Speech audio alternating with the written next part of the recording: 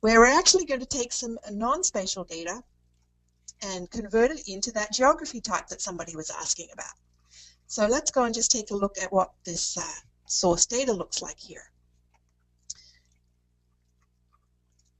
Let me open the containing folder of my source data and it's a CSV file. So this is a CSV file of some address information. Many of you work with CSV, and this is an opportunity to show you how easy it is to get it into a database, and what's more, turn it into geometry. Because over here in the very end of it, we've got some X and Y coordinates, and these XY coordinates are actually in a projected coordinate system. Oh, okay. So whoever wanted this data actually wanted it in lat long so that they could perhaps look at it in Google Earth or something crazy like that. So here we've got some CSV data of address information, and we're going to load it up into our So you're starting non-spatial here, yeah. Yes. So in this case, this reader here is a non-spatial reader. It's my CSV reader, and if you open it up, you can see all those user attributes have come in, and we can just take a look at them in here.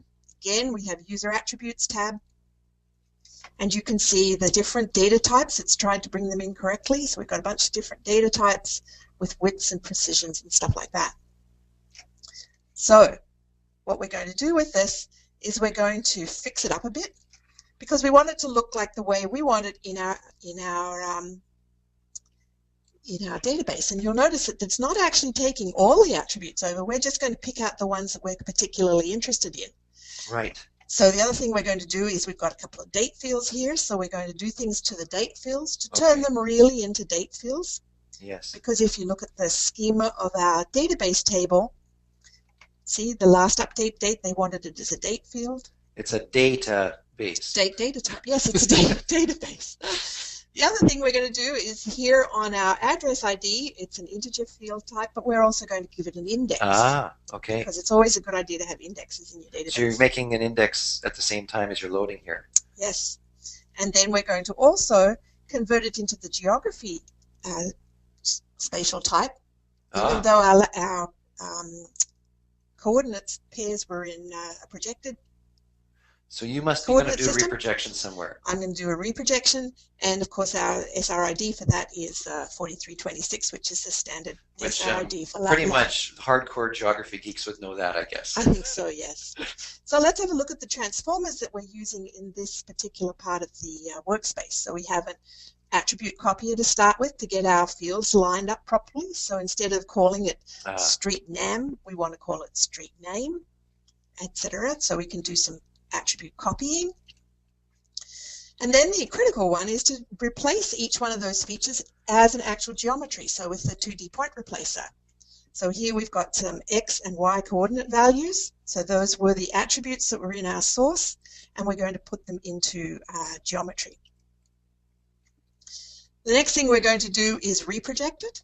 So we're going to reproject it from the state plane coordinate system that we knew it was in. Little shout out to Austin, Texas, the supplier of all our data. Thank you, Austin. That's your coordinate system. That's right. And you're going to the lat long, or that EPSG one, which you happen to know is lat long. That's right. And so we're going to do a reprojection. Okay. And then the last thing we're going to do is lowercase everything. So we have a AttributeRenamer here that's going to take all my attributes, change the case, put them all into lowercase. Okay. And I can click OK on that. Yeah. And then the last thing was to format those dates. And so this date formatter will allow me to work on my 2 date fields, take them from year, month, day, and turn them into year, month, day with time, which is the way the database kind of expects them to come in. Yes. And so intended, actually. Yeah. So in fact, these ones weren't too bad, but I'm still turning them into an actual date type. Yeah. And of course, again, I've got a bunch of options there, and I can do all kinds of stuff in that transformer. Okay. So let's try running that one and see if it works. So this is your first run of the day, I think. No, it isn't. I read the other one. That's right. And of course, again, I practiced, so I'm going to drop the table that was there before and run it again. Now let's see what happens. So you can see this is a slightly bigger table, so I've got some stuff happening here with transactions. So it's actually doing some transaction processing. So if you take a look here, it was working with transactions. And that's a product of my writer over here. I have the ability to tell it how many features to write per transaction. Okay. Yeah. The other option with the PostGIS writer is the ability to do bulk copy inserts. So this will block up my incoming features into a bulk mode, and then bulk write those 1,000 at a time to my database. And it only performs a commit at the end of each one of those 1,000 features. Yeah. So if I had an error and something happened in perhaps transaction number 8,000, it would roll back that last transaction, and it would actually tell me which transaction to start the next run at. So I could say what my starting feature was here to tell it when to start the process That's again. for resuming after a fail of some kind. Yeah, so I've got the ability to do some rollback commit transaction processing within the database writer. Yes.